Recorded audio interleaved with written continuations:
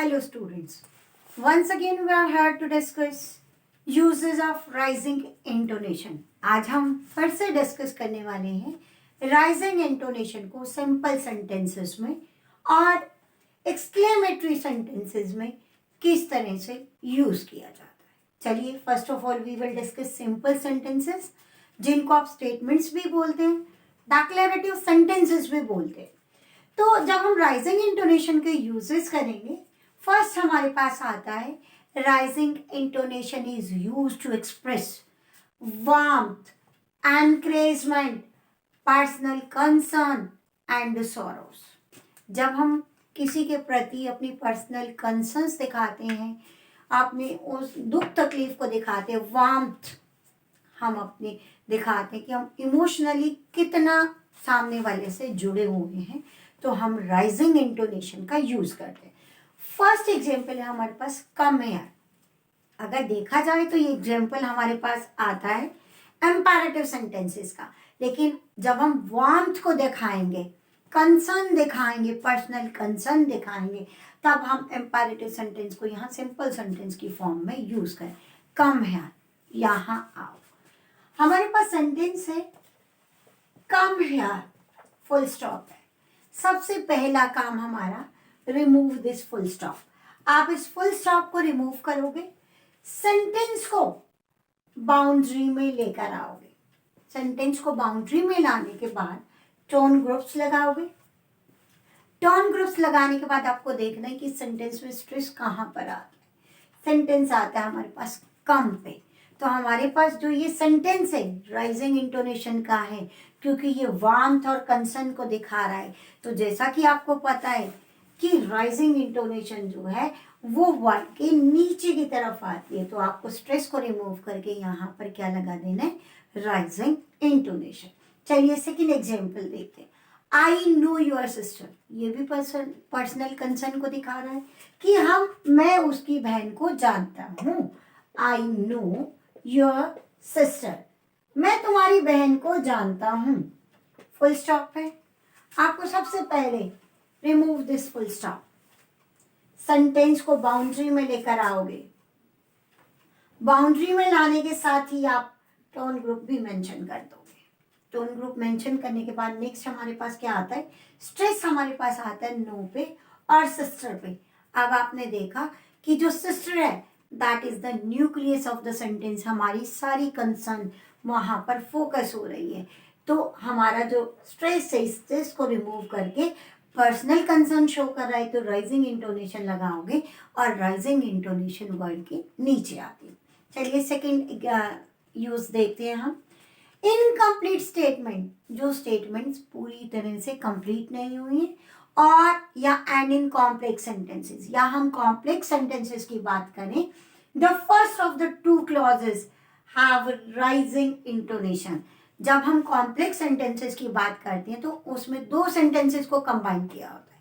जब हमने सेंटेंस को पढ़ा तो जो इनकम्प्लीट सेंटेंस है, जो फर्स्ट सेंटेंस है, वहां पर क्या आएगी, राइजिंग इंटोनेशन आएगी. फॉर एग्जाम्पल यहाँ पर हमारे पास एग्जाम्पल है the sun rises in the east. The sun rises in the east and sets in the west. सबसे पहला काम आपको फुल स्टॉप को रिमूव करना है. अपने सेंटेंस को बाउंड्री में लेकर आओ. जैसे ही आप बाउंड्री में लेकर आते हो तो नेक्स्ट स्टेप पे आपको टोन ग्रुप्स मेंशन करने हैं. टोन ग्रुप एक यहाँ पर आ गया, एक लास्ट में आ गया. आप देखिए हमारे सेंटेंस में जहां पर एंड है, जो कंजंक्शन है, उससे पहले हमारे पास एक टोन ग्रुप आएगा. Sun stress rises east, sets west. Stress mark किया. अब देखिए हमारा जो सेंटेंस था उसके अकॉर्डिंग इनकम्प्लीट सेंटेंसेस, यानी कि अगर ये एंड से पहले कंप्लीट नहीं हुआ, इट मीन्स फुल स्टॉप नहीं था, तो सेंटेंस कंप्लीट नहीं है. फर्दर इंफॉर्मेशन वो हमें दे रहा है. दूसरी बात कॉम्प्लेक्स सेंटेंसेस की हम करते हैं. कॉम्प्लेक्स सेंटेंसेस में जो फर्स्ट सेंटेंस है वहां पर आपको राइजिंग इंटोनेशन को मेंशन करना है। तो यहाँ पर जो फर्स्ट सेंटेंस है हमारे पास, the sun rises in the east, तो ईस्ट पर आपको क्या करना है, राइजिंग इंटोनेशन लगानी है। और लास्ट में हमारे पास जो वेस्ट है वहां पे फिर से हमारी जो इंफॉर्मेशन है वो फोकस हो रही है, तो वहां पर आपके पास क्या आ जाएगा, फॉलिंग इंटोनेशन। चलिए, ये थे हमारे पास कि किस तरह से हम राइजिंग इंटोनेशन को सिंपल सेंटेंसेस में यूज करते हैं। सेकंड हमारे पास आता है एक्सक्लेमेटरी सेंटेंसेस, वो सेंटेंसेस जो सडन फीलिंग्स और इमोशंस को बताते हैं, उन्हें हम एक्सक्लेमेटरी सेंटेंसेस कहते हैं। जब हम एक्सक्लेमेटरी सेंटेंसेस की बात करते हैं तो यहाँ पर हमारे पास सिंपली एक यूज है राइजिंग इंटोनेशन का। राइजिंग इंटोनेशन को जब कब हम एक्सक्लेमेटरी सेंटेंसेस में यूज करते हैं, when we don't refer to anything exciting we use rising intonation। जब हम कोई एक्साइटिंग बात नहीं करते हैं, अपनी सडन इमोशंस फीलिंग्स जो हैं वो नहीं शो करते हैं, रूटीन की जो फीलिंग्स है उनको शो करते हैं, तो हम क्या करते हैं, राइजिंग इंटोनेशन को यूज करते हैं। आपके पास एग्जाम्पल है थैंक यू। थैंक यू अगर आपने एक्साइटिंग वे में नहीं बोला है, इन नॉर्मल रूटीन आपने किसी से बुक ली, उसको रिटर्न किया और उसको बोला थैंक यू, तो वहां पर आप क्या करोगे, राइजिंग इंटोनेशन को यूज करोगे। आपने सेंटेंस की boundary, tone group, thank, stress है थैंक पे, तो आपको क्या करना है, यहाँ पे ही सारी इंफॉर्मेशन फोकस हो रही है, तो थैंक्स पे आपको राइजिंग इंटोनेशन को यूज करना है। सेकेंड एग्जाम्पल हमारे पास है really. Really tone groups mention करोगे, सेंटेंस बाउंड्री करोगे और राइजिंग इंटोनेशन लगाओगे। स्टूडेंट्स, अब आप देखिए एक्सक्लेमेटरी सेंटेंसेस में हमने कहा कि जब हम सडन फीलिंग्स को, एक्साइटमेंट्स को नहीं रेफर करते तो हम राइजिंग इंटोनेशन यूज करते।